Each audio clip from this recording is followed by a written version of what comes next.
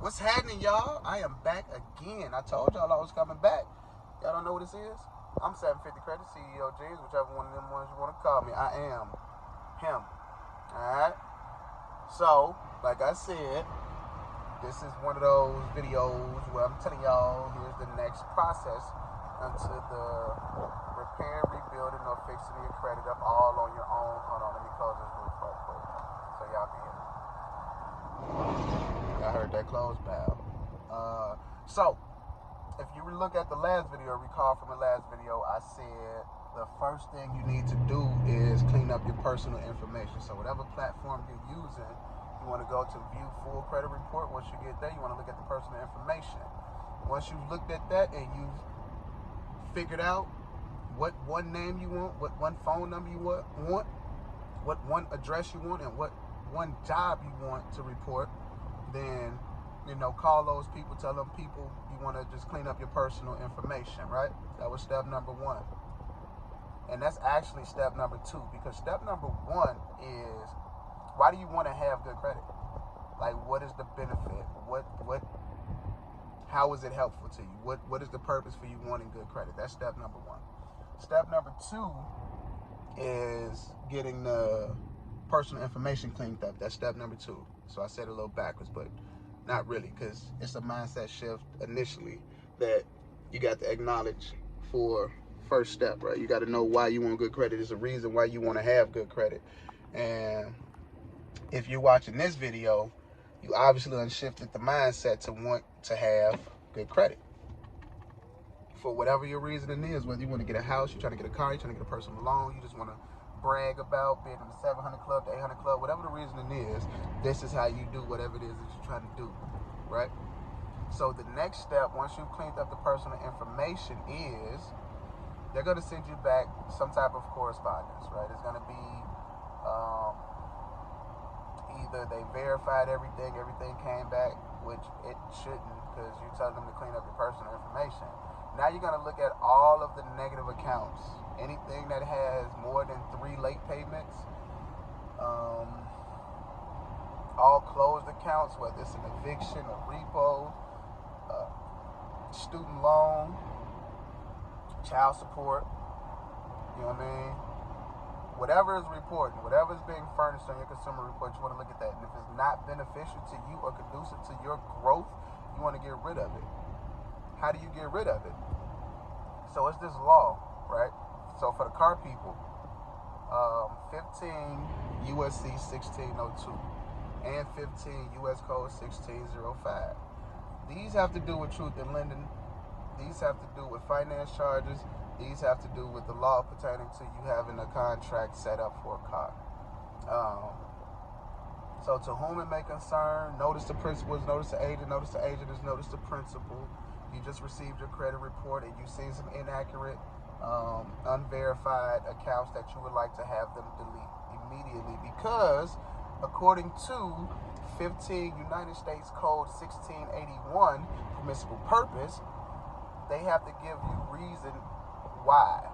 What was the permissible purpose? And if you don't know what permissible purpose is, then I encourage you to look it up, as well as the codes that I'm saying. Look those up, get your own understanding so that you can understand clearer how this shit works, because the work works.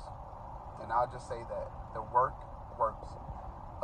Faith, you know, with no works is dead. You know what I mean? You can pray all day long, you have all the faith you want to, but if you're not putting the work in, guess what? You're not going to get the results. It's really just that simple. Same concept.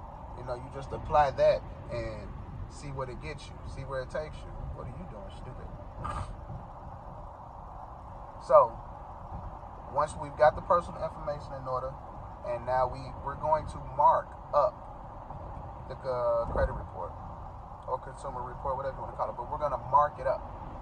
And what do I mean by mark it up? Take a pen, take a highlighter, whatever it is that you want to take that, and just across the board, the TransUnion Equifax Experian, across the board, make sure all the account numbers look the same. Make sure all the open dates look the same. Make sure all the information is the same. And I can guarantee you that it's not all going to be the same across all 3 of them things. And got them, because because they're supposed to be reporting 100% accurate information across the board. All three of them should have the exact same thing across the board. One of them shouldn't have 20 inquiries, another one got 2 inquiries, and another one got 13 inquiries. They all should have the same number of inquiries. They all should have the exact same account numbers. You should see a whole account number. If you do not see a whole 13, 14 digit account number, that is inaccurately reporting. That's not 100% accurate. So that right there is a violation according to consumer law. Everything has to be 100% correct across the board. If it's not, it's inaccurate. They are in violation. The CFPB will let you know. The FTC will let you know. There's quite a few places that'll let you know. You know what I mean? But everything has to be 100% accurate across the board. So we're going to mark up the credit report. We're going to mark up the credit report. You're going to just write on the credit report everything. Just mark everything that's wrong. Take a picture of that.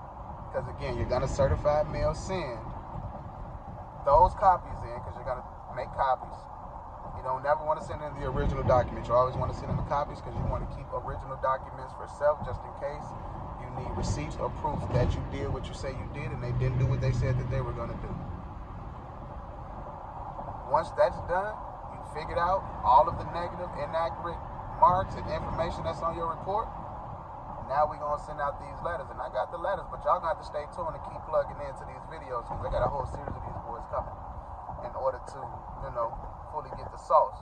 But the more y'all plug in, the more y'all comment, like, share, and subscribe, I know that y'all taking value in what it is that I'm saying, and I can get these videos to y'all a little bit faster, a lot more accurate and efficiently, and I can also insert what it is that I'm talking about for those who got the hard time really fully understanding what to look for, what it looks like, and how it looks. I got you. Don't worry about it. Just make sure you mark up your consumer report because you're going to get it after the 30 days. Once you give them the personal information spill, you clean up your personal information, they're going to send you copies of your consumer report or your credit report so that you can have it. It's free after the whole, cough situation with the mask that don't really help shit or do shit. After that whole situation, consumer reporting agencies, not bureaus, no, the consumer reporting agencies are now offering your consumer report for free every 7 days. Beforehand, it was every year, but now it's every 7 days. So in 7 days from today, next Sunday, you can pull your consumer report again if you want to. Entirely up to you. I can't really tell you what to do. Just saying. So that's part 2, step 2 of the process. It's like a 7-8 step process. It's not that hard. I promise you it's not, but you do have to put the work in because the work works.